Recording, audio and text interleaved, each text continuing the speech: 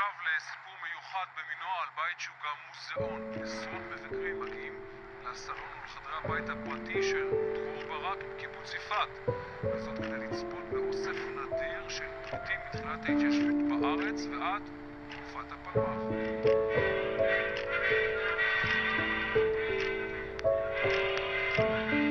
70 מטר מנקרתה של משפחת ברק בקיבוץ יפעת. מחצית משטח הבית מוקדש למוזיאון, וכל הפריטים מוצגים בתקופת הפלמ"ח וראשית ההתיישבות בארץ ישראל.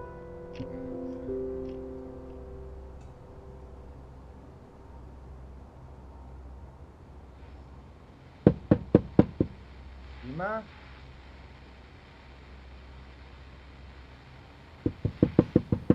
אבא, למה אנחנו לא נכנסים כבר? סבלנות חמודה.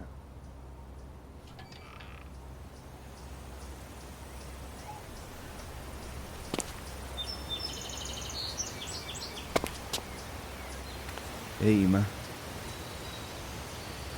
דידי, לכי תגידי שלום לסבתא. שלום סבתא. תראי.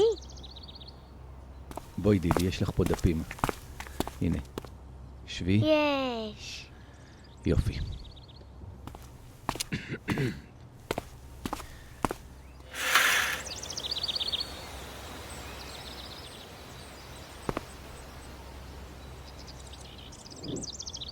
אמא, מה דעתך שנצא קצת לשאוף אוויר?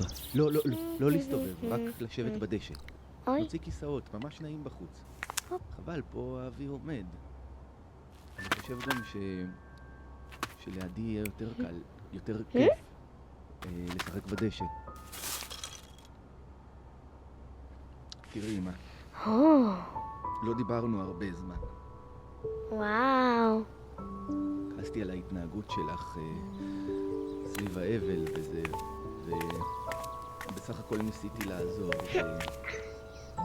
היה לי קשה איתך, אבל כואב לי לראות אותך ככה, אני דואג לך.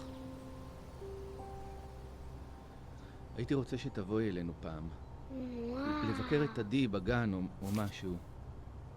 היא נורא תשמח, את מאוד חסרה לה.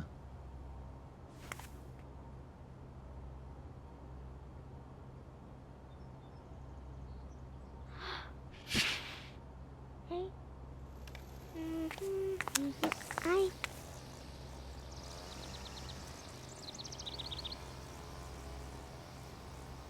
טוב, אני רוצה לרדת לקבר. את לא חייבת סבתא, לבוא, אבל אני... למה זה לא מנגן לי? וואו, תראו מה מצא. בואי אני אנגן לך.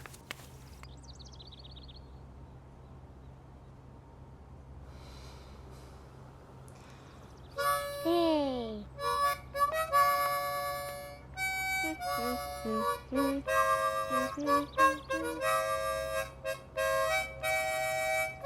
בואי סבתא.